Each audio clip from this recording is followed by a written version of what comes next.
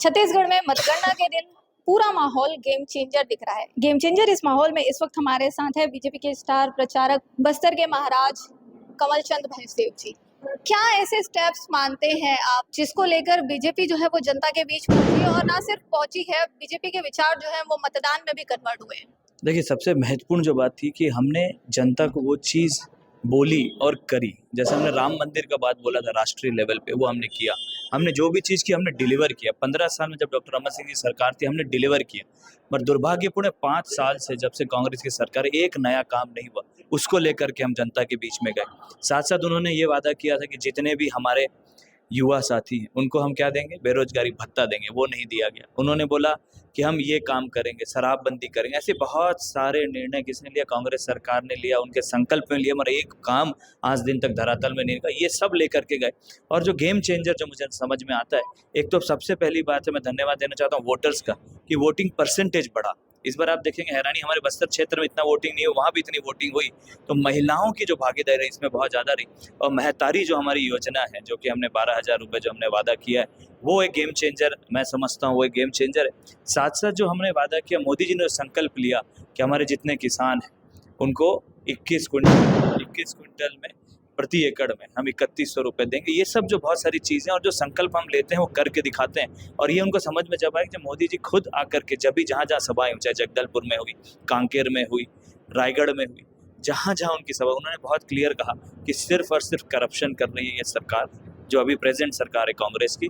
हम आएंगे तो सिर्फ विकास करेंगे और विकास संकल्प लेकर के करेंगे, जो हमने बोला है हम करके दिखाएंगे। तो ये बहुत सारी महत्वपूर्ण बात थी। और दुर्भाग्यपूर्ण बात है कि जो करप्शन का लेवल था इतना बढ़ चुका था कि लोग ही त्रस्त हो चुके थे। तो मुझे लगता है कि ये लोगों का उत्तर आप समझ सकते हैं जो बैलेट में दिख रहा है। जहाँ भी आप खोला जा रहा है तो सिर्फ कमल ही कमल नजर आ रहा है। तो मैं धन्यवाद देना चाहता हूँ हमारे समस्त कार्यकर्ताओं, प्रधानमंत्री आदरणीय नरेंद्र भाई मोदी जी को, जेपी नड्डा जी को, हमारे राष्ट्रीय अध्यक्ष जी को, साथ साथ गृह मंत्री जी को, और समस्त कार्यकर्ताओं को, जो जिन्होंने दिन रात करके पोलिंग बूथ तक हमें जिताया।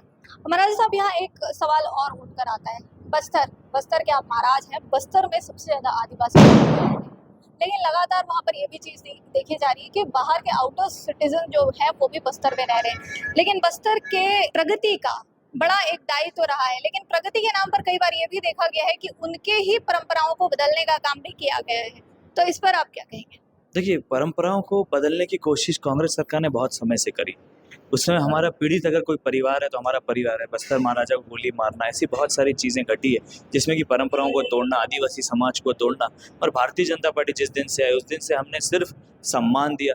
चाहे गुंडाधुर की मूर्ति लगाने की बात हो, गुंडाधुर के नाम से विश्वविद्यालय खोलने की बात हो, डेबरीधुर को सम्मान देना, ये सब किसी ने काम किया, डॉक्टर रमन सिंह जी के समय किया गया। और ऐसे सभी लोग जिन्होंने स्वतंत्रता सेनानी में अपनी जान दी थी, ना कि सिर्फ गैर आदिवासियों जो उनका सम्मान देने का काम था, ये भी किया गया। तो मुझे लगता है भारतीय जनता पार्टी हर वर्ग के बारे में सोचती है। और भारतीय जनता पार्टी ऐसी पार्टी है जिन्होंने सर्वोच्च पद में किसी आदिवासी महिलाओं को बैठाया। आज के दिन राष्ट्रपति द्रौपदी मुर्मू जी को बैठाया। ये बहुत बड़ा उदाहरण है कि भारतीय जनता पार्टी समाज से उठ करके व्यक्ति विकास के ऊपर ज़्यादा ध्यान देती है और सर्व समाज का विकास करना चाहती है। लेकिन इस बीच एक सवाल और बनता है, क्या वजह है कि आपको अभी तक ना विधानसभा से सीट दिया गया, टिकट के लिए प्रत्याशी बनाया गया, ना ही लोकसभा में ऐसी कोई बात आई, तो सारे ही चुनाव से आपको दूर रखा गया? इसकी क्या वजह है? क्या बस्तर के महाराजा को बस्तर का नेतृत्व अब संसदीय प्रक्रिया में नहीं करना चाहिए? देखिए, मैं कभी मांगता नहीं, मेरा हमेशा ये रहा कि भारतीय जनता आप नहीं मांगते, वो बहुत अच्छी बात है, लेकिन आप जिस पार्टी की बात कर रहे हैं, क्या उस पार्टी को अब ये नहीं लगता कि वहाँ के महाराज को वहाँ का दायित्व देना चाहिए राजनीतिक तौर पर? देखिए, मुझे जो भी जिम्मेदारी मिलती है मैं खुशी से निभाता हूँ। जैसे इस बार बस्तर दशहरा बहुत लंबा चला और दशहरा के साथ साथ हमारा इलेक्शन भी था इसमें,